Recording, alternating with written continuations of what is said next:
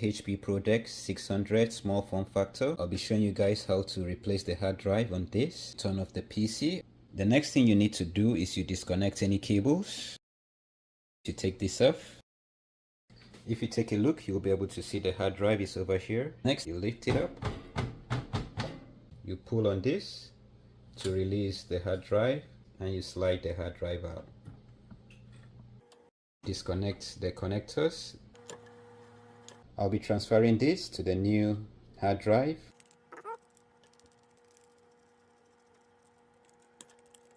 It slides in very easily, but don't forget to lift this up and you slide in the hard drive. You slide it all the way down. That's how it looks like when it's in properly. Once that's in, you can bring it down and you replace the cover. So that's it.